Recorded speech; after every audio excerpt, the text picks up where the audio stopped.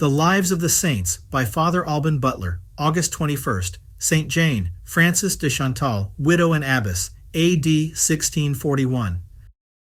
The father of St. Jane de Chantal was Benignus Fremiot, one of the presidents of the Parliament of Burgundy, famous for his loyalty to Henry IV in opposing the League, also for his great piety and the modesty with which he refused the dignity of first president, by which he showed himself the more worthy of that honor. By his lady Margaret de Beaubassi, he had 3 children, Margaret, who was afterwards married to the Count of Effron, Jane, who was born at Dijon on the 23rd of January, 1573, and Andrew, who died Archbishop of Bourges. The President Fremiot was left a widower by the death of his lady, whilst his children were yet in their infancy, but he took such pious and prudent care of their education that no assistance or instructions were wanting for forming them in the most perfect sentiments and practice of every religious duty, and for introducing them into life with advantage. Jane, who at her confirmation was called Frances, profited by them above the rest, and was most tenderly beloved by her father, who gave her in marriage when she was 20 years of age to the Baron de Chantal, chief of the family of Raboutin, then 27 years old, an officer of distinction in the French army, and highly in favor with King Henry IV. The marriage was solemnized at Dijon, and a few days after she went with her husband to his seat at Bourbilly. She found a family, which by the absence of the master, had not been much accustomed to regularity, which she made it her first care to establish. She was very attentive to see that all of her domestics were every day present at evening prayers, and at Mass on Sundays, and great holidays in the parish church, on all other days at home.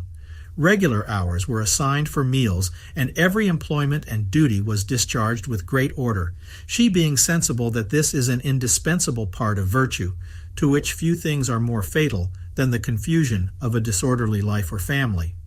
During the frequent absence of her husband, who was obliged often to attend the court or the army, she scarce ever admitted any company, and never stirred abroad, knowing how much this virtue is both the duty and the delight of a good wife, in order to watch over her servants, children, and domestic concerns, and to shun the snares of dissipation, levity, vanity, love of trifling, and much loss of time, which insensibly sap the very foundations of a virtuous life, and strike at the roots of a Christian spirit.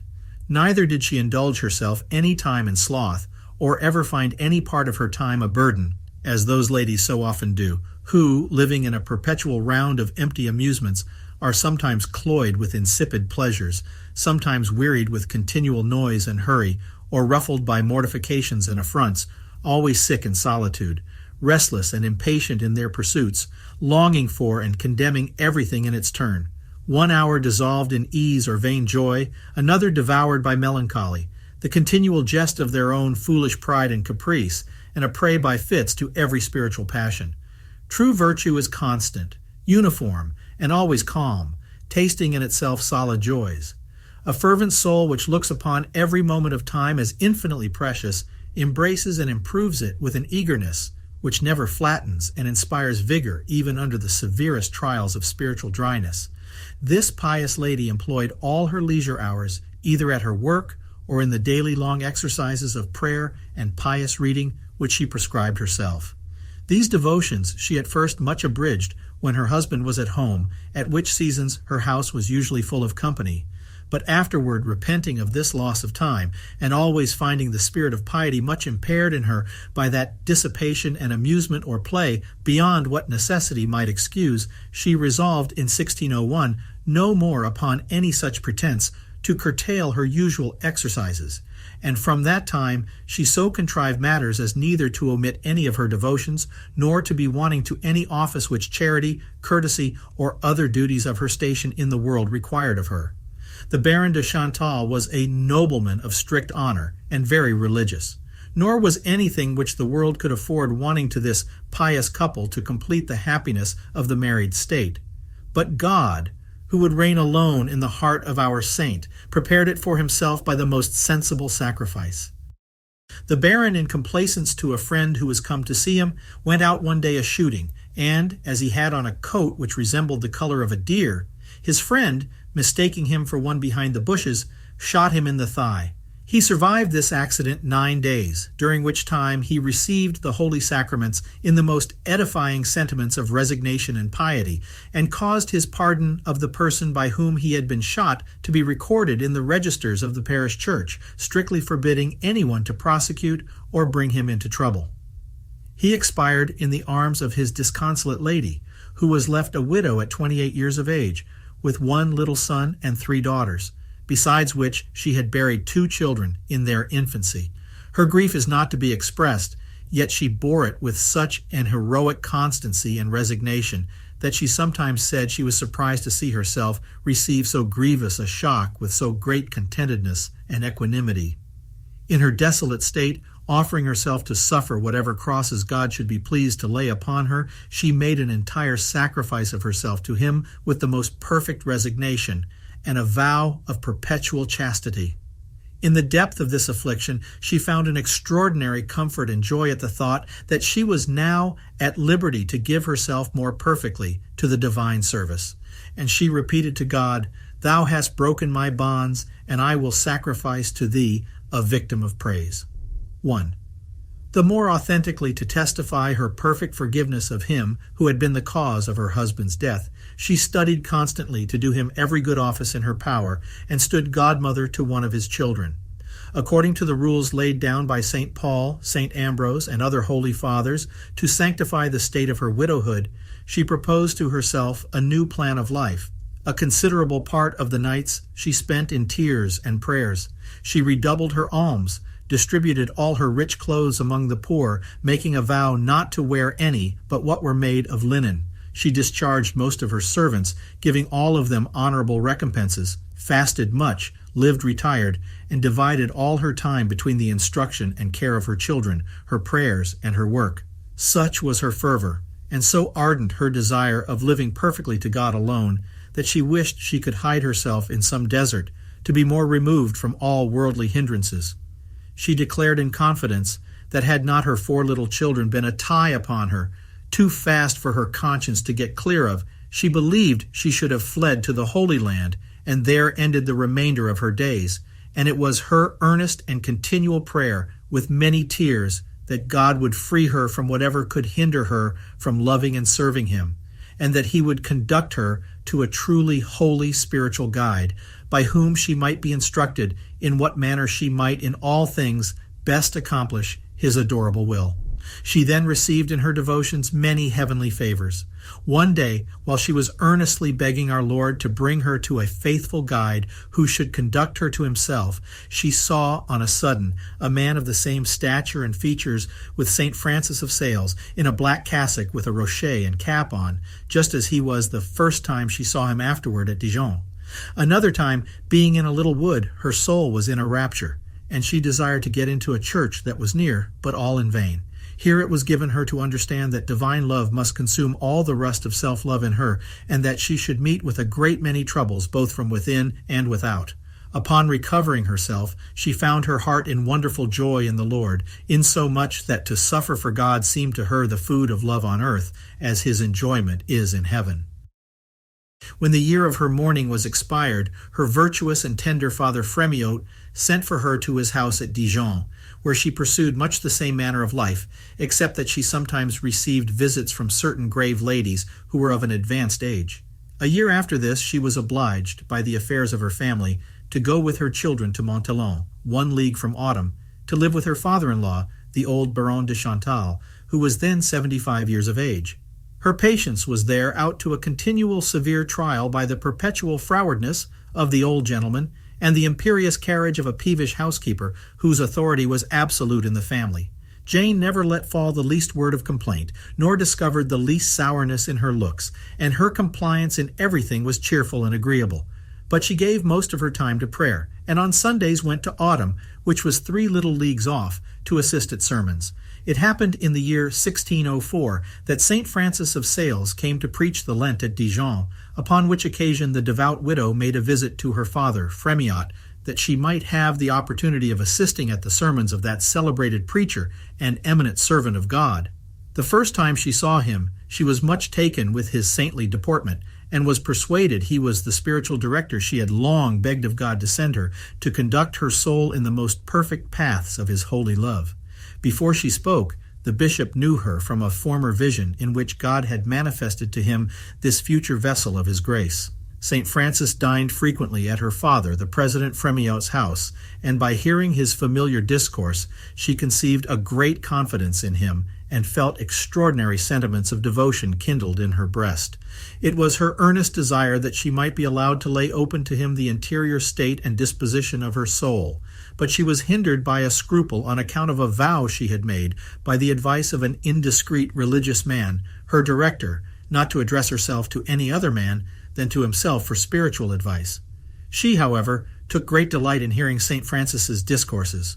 One day the good bishop, seeing her dressed better than usual, said to her, "Madam, would not your headdress have been neat without this lace, and your handkerchief been good enough without fringe?" The devout widow hereupon cut the fringe off upon the spot, and the lace at night. The bishop, who knew that nothing is little that is done with a desire perfectly to please God, was much delighted with her ready obedience. The perplexities about her indiscreet vow, the resolution of which St. Francis referred to others, being at length removed, she made several confessions to him, and a general one of her whole life.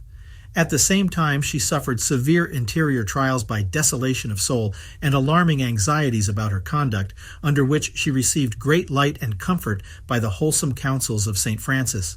By his advice, she so regulated her devotions and other exercises of virtue as to conform herself in her exterior to the will of others and to what she owed to the world while she lived in the houses of her father and father-in-law. This conduct charmed everyone and made them say, "Madam prays always, yet is never troublesome to anybody." She rose at 5 o'clock, always without a fire, and without the attendance of a maid. She made an hour's meditation, then called up her children and went with her family to Mass. After dinner, she read the Holy Scripture for half an hour, at evening catechized her children and some others of the village, read again, and said her beads before supper, retired at 9 o'clock, said evening prayers with her children and family, after which she continued a long time in prayer alone. In the employments of the day and even in company, nothing seemed to interrupt the attention of her soul to God.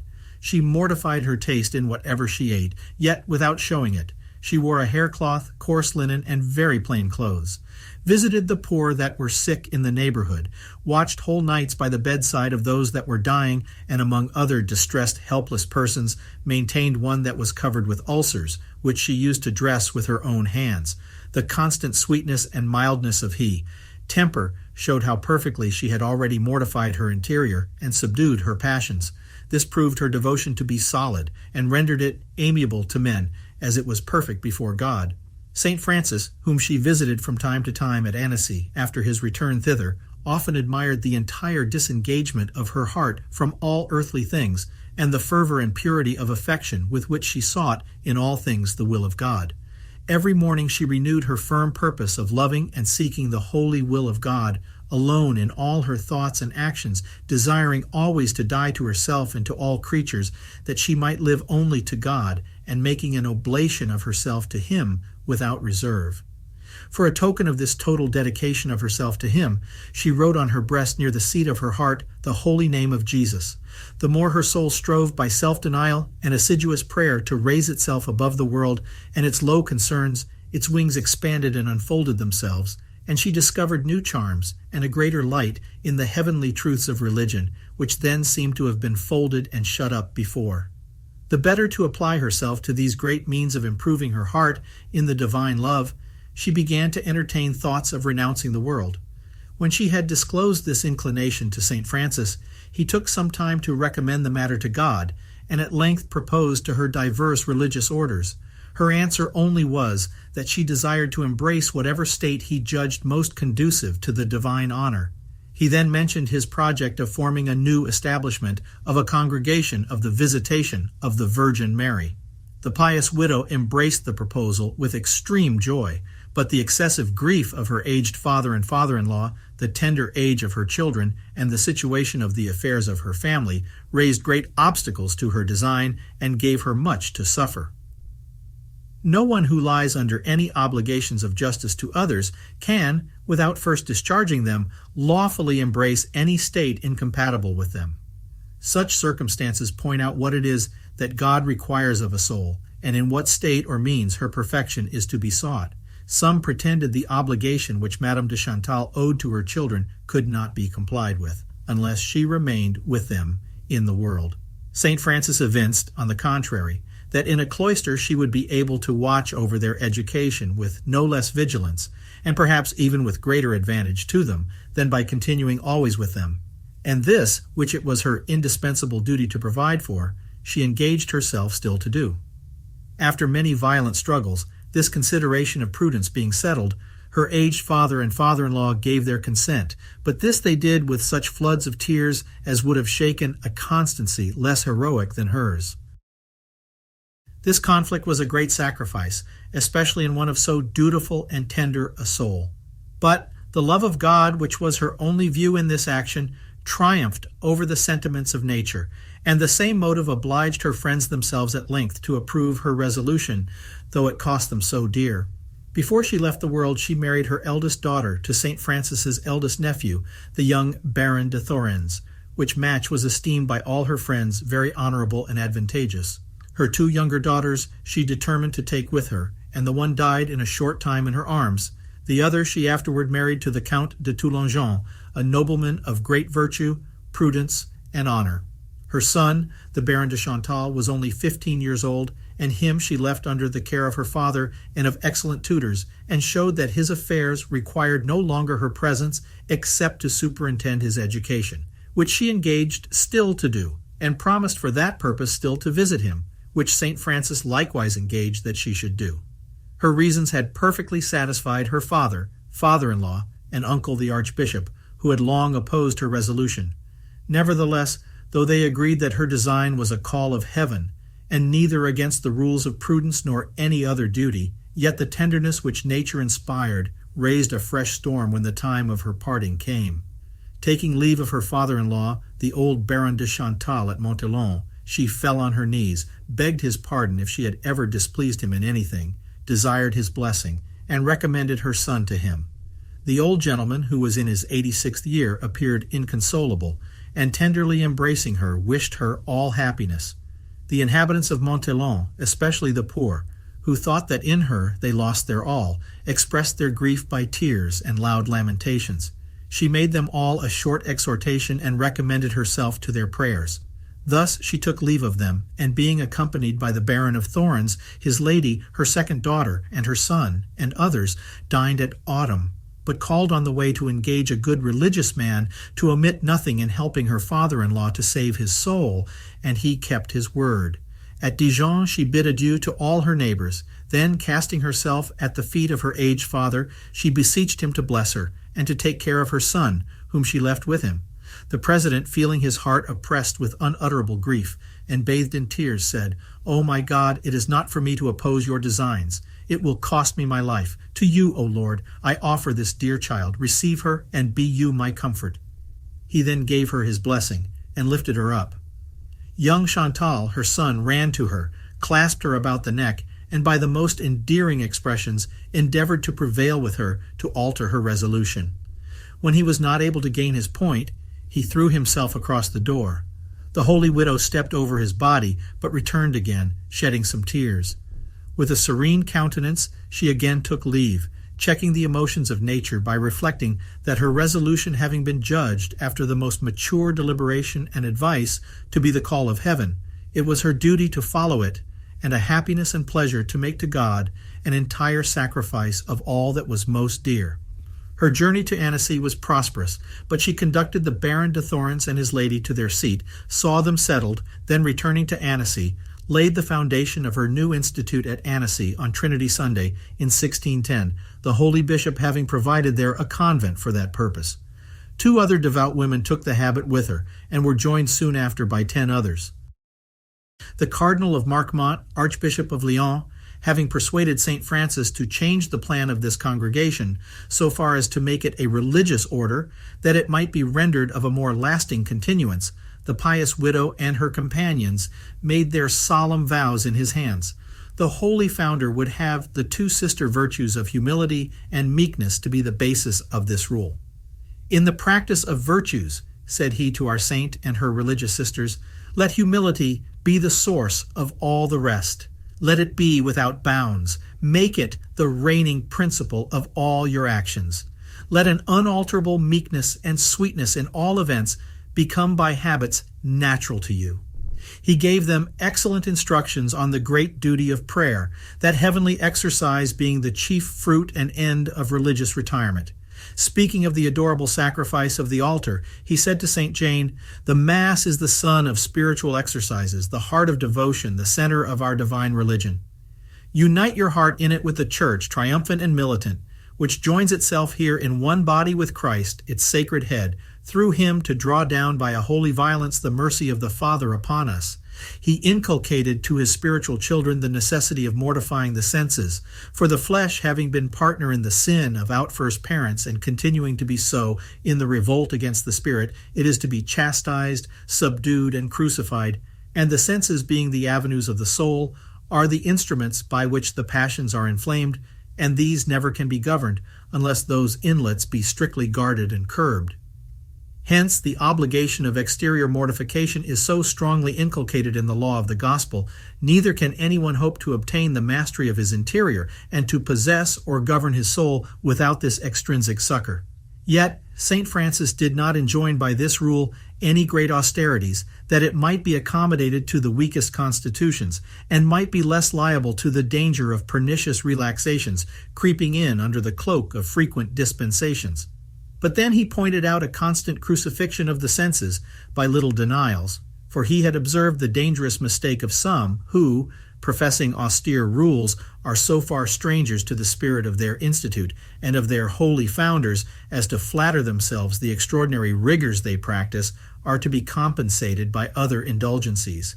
Whilst under this pretense they allow themselves many liberties, they in a great measure forfeit the advantages of their other mortifications, and the senses, by being sometimes indulged with excess and delicacy, remain headstrong and untamed.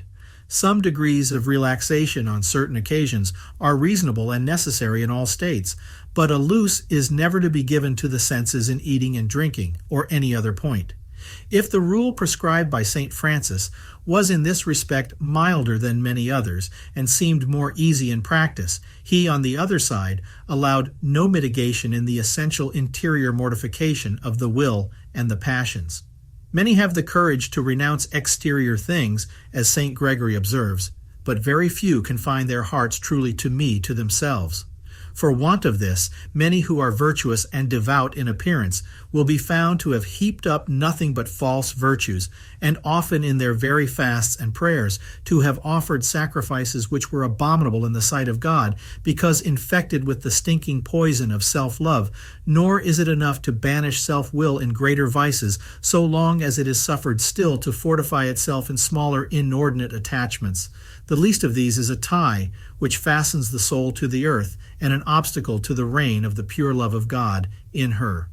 This lesson St. Francis strongly inculcates to his spiritual daughters. "We must die," said he, "that God may live in us. It is impossible to procure the union of our souls to God by any other means." These words seem hard, but they are followed with others of incomparable sweetness, that by this death we be united to God. He taught them that the principal means by which we are thus to die to ourselves are perfect obedience to superiors and entire resignation to the divine will, so as never to ask, never to refuse anything in diet, or such temporal things, never to be disturbed or uneasy in any concerns. "You ask," said he again, "what I desire should remain most deeply engraved on your mind. Ah, what shall I say to you, my most dear daughters, but these two words, desire nothing, refuse nothing? For this document compriseth the perfect doctrine of indifferency of the will.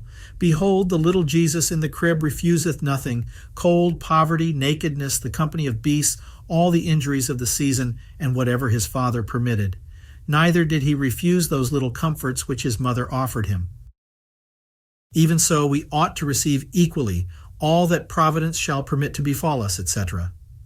By these excellent maxims did our saint regulate her conduct, and she never ceased to inculcate the same, both by word and example, to her religious sisters. She taught them by humility to love and receive well reprimands and correction. For our souls are spiritually sick and must rejoice to be pared and cut, to receive their polish, suffering cheerfully the fire and the lancet of humiliations and mortification. The greatest mark of true humility and perfect virtue is if a soul loves to be humbled and corrected. St. Jane exhorted her nuns to complete in themselves, by a devout spirit of prayer, the work which they began by humility, obedience, and self-denial. She instructed them to repeat acts of divine love 100 times a day, by ejaculatory aspirations, by them darting their affections towards God, and continually offering to Him their hearts and all their actions, being scrupulously exact in the least circumstances relating to the divine service. She taught all under her care the same spirit of religion. Once hearing a noise made in a chamber under the chapel whilst the Blessed Sacrament was exposed, to repair that fault of irreverence or inadvertence, she at dinner asked pardon of God for her sisters, kissed their feet, and dined on the floor, which is an ordinary humiliation and penance in many religious communities. When some of the sisters did not rise instantly at the toll of the bell for the divine office, she gave a public reprimand with many tears, saying, "If we reflect that it is the voice of God which calls us to pay Him our homage, we should not loiter one moment." But a detail of her admirable lessons and the edifying instances of her charity, meekness, and all virtues would be too long for this place, but may be read in her life written by the Bishop of Puy and again by Marsollier. Soon after she had made her religious profession, she desired to make a vow of doing in every action what she thought most perfect or most pleasing to God, which she did with the approbation of St. Francis, who said he knew the constant fervor and perfection of her soul in laboring always to accomplish such a vow, which never can be allowed, except to persons in whom the most perfect habits of fervor have taken the deepest root. 4. This saint was afflicted with frequent painful sicknesses, and suffered for some time many grievous interior trials from a scrupulous fear of offending God. But it appears from the state of her interior, as she laid it open to her holy director, that she frequently received extraordinary consolations and favors from God.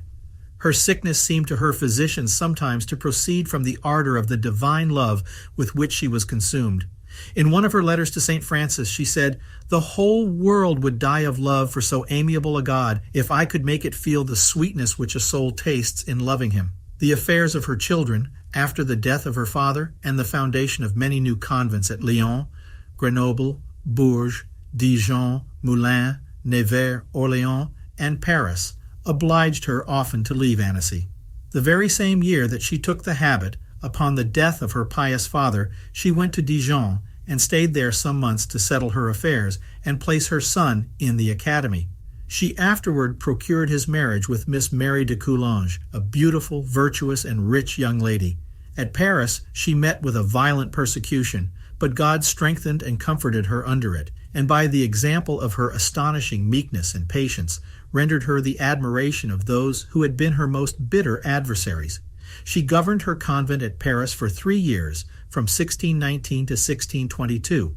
In the following year, the death of St. Francis was a grievous affliction to her, which nevertheless, her perfect resignation to the divine will made her to bear with unshaken constancy. It was her happiness to bury his body with great honor in the church of her convent at Annecy. Her son, having prepared himself for battle by devoutly receiving the sacraments, was killed fighting against the Huguenots in the Isle of Rhe in 1627, and in the 31st year of his age, leaving a new married lady with a daughter not a year old, who was the celebrated Madame de Sévigné. St. Jane received this afflicting news, which drew tears from strangers, with such an heroic fortitude and entire submission to the divine appointments as astonished those that were with her. Upon any sudden affliction, she used to offer her heart to God, saying, "Destroy, cut, burn, whatever opposes your holy will." Her daughter-in-law de Chantal was snatched away in 1631, leaving her only daughter 5 years old. The very next day after she had received this melancholy news, she heard that of the death of her son-in-law, the Count of Toulonjon, whom she most tenderly loved, and who died at Pignerol, of which he was governor. Our saint neglected nothing to comfort the young widow, her daughter. Exterior trials, how severe soever, were light in comparison of the interior anguish, darkness, and spiritual dryness which she sometimes experienced for a considerable time, as appears from several of her letters, quoted by the Bishop of Pi. Good God, how adorable are the designs of your providence! You suffer those souls which are most dear to you seemingly to lose themselves in labyrinths, to wander in mists and darkness, amidst various disturbances of mind. Yet these are certain and direct paths to happiness, and with infinite wisdom do you make them lead to yourself, the source and center of all light. So sweetly, through your mercy, do all things work together to the good of your elect. This saint was in return often favored with extraordinary consolations. By all her trials and by her constant love and practice of the most heroic humility, patience, meekness, charity, and obedience, she labored assiduously to overcome herself, and to gain and maintain an absolute ascendant of the superior part of her soul over the inferior. She never ceased inculcating to her religious sisters the necessity of continually renouncing and dying to ourselves out of a great desire of pleasing God.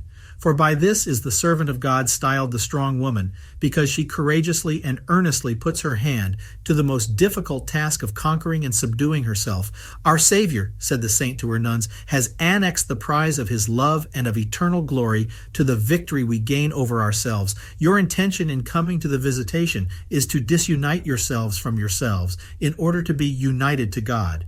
It is a little field where, unless one die to oneself, there will be no reaping of fruits. You can only upon this condition be spouses of Jesus Christ, that by crucifying your judgment, your will, and your inclinations, you may become like to him. This spouse of your hearts makes you climb up and draws you after him to the top of Mount Calvary, where, crowned with thorns, he suffers himself to be stripped, nailed, despised, and afflicted with 1,000 unspeakable sharp torments. It is your part to continue there with him, endeavoring to imitate him by an entire conformity in 2 points. The first is to get clear of yourselves, and with constancy aspire to perfection. We come from the world rough, unpolished, and full of evil inclinations which we must labor to cut away. Unless we strike off these irregularities, we can never square with him, who is perfect and holy. The second point is to suffer your hearts to be mortified, pared, and bent, as is thought expedient, by obedience, and an entire resignation of yourselves into the hands of those that direct you with perfect simplicity. Let them or the hand of God strike where you feel it most. If you resist, you cannot become the spouse of Christ crucified, nor attain to perfection. On the contrary, if in good earnest you abandon and renounce yourselves, you will find an incomparable sweetness in God's service, and it will be your delight to trample on self-love for the advancing of the kingdom of grace. It is the reward God promises to the conqueror. I will give them a hidden manna, says he, which upon the first tasting it will give them a loathing of all the delights which the whole earth affords. But take notice that you must conquer before you can taste this manna. For it is not afforded to the cowardly, but reserved for souls of valor, courage, and resolution, that are absolutely determined to sacrifice all without reserving anything for themselves. They who leave nothing alive, but kill every evil inclination, will have a title to all. But this violence ought to be sweet and gentle, though firm and constant. O my children, kill boldly and courageously your enemy. By its death you will gain peace and life. I know one who has made an unspeakable progress by this method of overcoming himself in every respect. He has advanced in his way in a little time much further than many others, less resolved in the business of self-denial. On another occasion, our saint bitterly deplored the blindness and misery of many souls who practice exercises of devotion, but being of an unmortified and self-conceited temper, reap little benefit, but rather fall more easily into pride, and imagine they are in a state to which they are utterly strangers. Being once consulted by letter about a religious person who seemed to live in great virtue and to receive extraordinary graces, she wrote back, "You have sent me the leaves of the tree. Send me likewise some of its fruit, that I may judge of it, for I matter not the leaves." Now the fruits of a good heart which God waters and nourishes with his grace are a total forgetfulness of itself, a great love of humiliations, and an universal joy and satisfaction in everybody's good. Thus did our excellent directress of souls in the paths of virtue study first to draw them from themselves, and to vanquish in them all inordinate attachments and evil inclinations, in order to carry them toward God, to whom souls which are perfectly disentangled from earthly things are wonderfully united by divine love, and its main source and vital action, a spirit of prayer. As to the manner of holy meditation and prayer, she advised that persons be instructed how to excite pious affections and form good resolutions in that exercise, but would have them allowed to follow these affections according to their own devotion and the motions of the Holy Ghost. She exhorted strenuously to perseverance, and if distractions molest us, to make a prayer of patience, humbly and lovingly begging God to be our support, and to inspire us with a desire of loving and praising Him, and the like. To pray always is a lesson she often repeated to her religious, saying that the heart ought to be praying and loving while we are at our recreation, work, speaking, or resting, which is the meaning of the spouse, when she says, "I sleep, but my heart watcheth."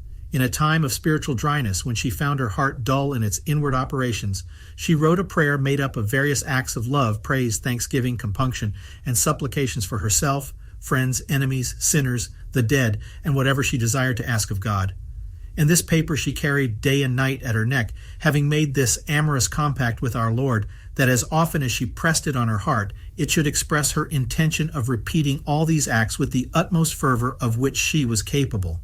Of the same nature is a desire by repeating Amen to assent to and join in all the acts of love and praise, which the heavenly spirits and all God's servants on earth offer without intermission, and in the supplications of the latter. A pestilence raged violently 2 years at Annecy. The Duke and Duchess of Savoy endeavored several ways to engage our saint to provide for her safety by flight, but she could not be induced to abandon her dear flock, and by her exhortations, alms, and prayers exceedingly alleviated the public calamity in that city. Her whole community was by a singular providence preserved from the contagion.